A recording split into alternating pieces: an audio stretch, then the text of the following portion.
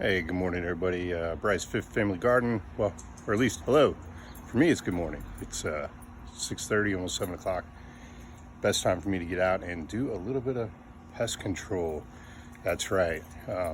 It's early. We've been dealing with like 90 to almost 100-degree temperatures here, so you got to get up first thing in the morning, get out, and get some things taken care of. So, show you what I do. So first things first. I am seeing these. Anybody doesn't know, Japanese beetles, June bugs, whatever you want to call them, they come through, and this is what you will start seeing on different plants. I mostly see the problems on anything fruit bearing. So as you can see here, my blackberry cane or squash plants and leaves, surprisingly enough. The best thing I've found for them is a jar of water and dish soap, and come out and hand pluck them right in, or just knock them off the leaves right into the jar. They drown, you don't have to worry about it.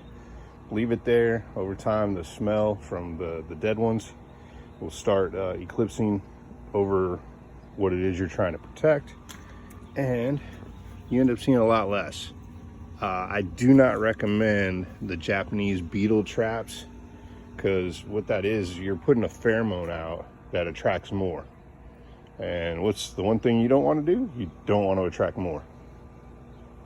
Another thing is, I know this says baking on it. This used to be my baking soda jug, but it's not.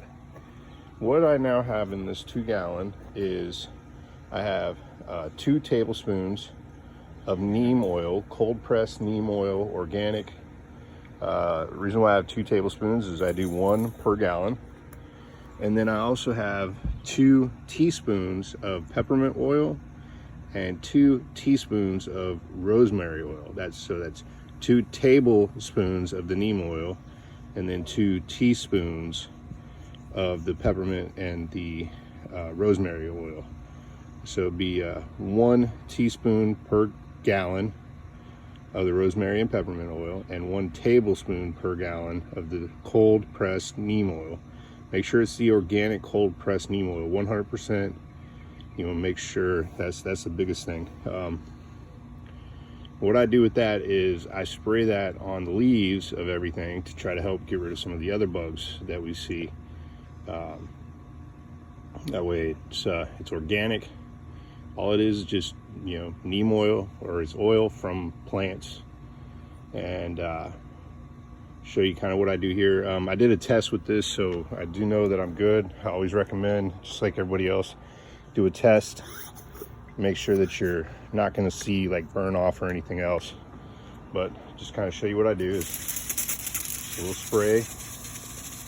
Get the oversides, get the undersides of all the leaves.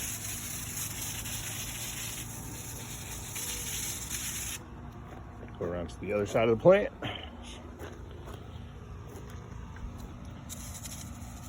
Top, underneath. Basically, more than anything, what you're doing here is neem oil definitely takes care of some of like your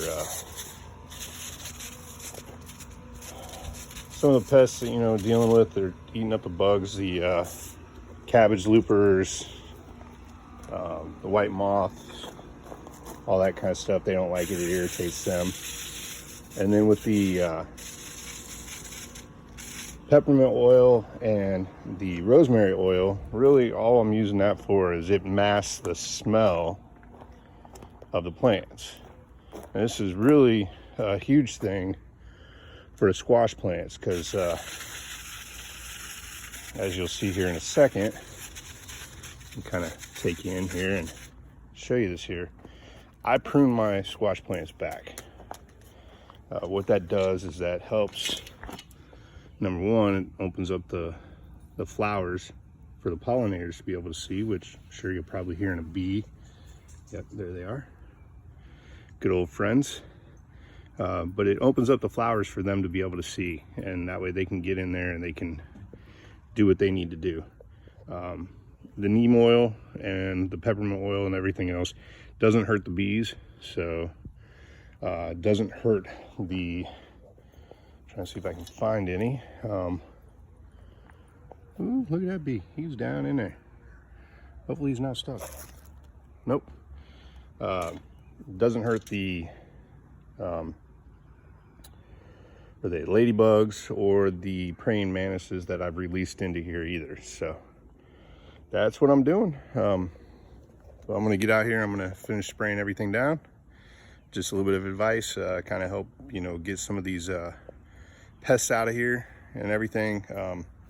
With the squash plants, where I've pruned, I'll spray that. I try to avoid spraying the flowers, because I'm not trying to mask those from the bees. I want them to come, I want them to pollinate them.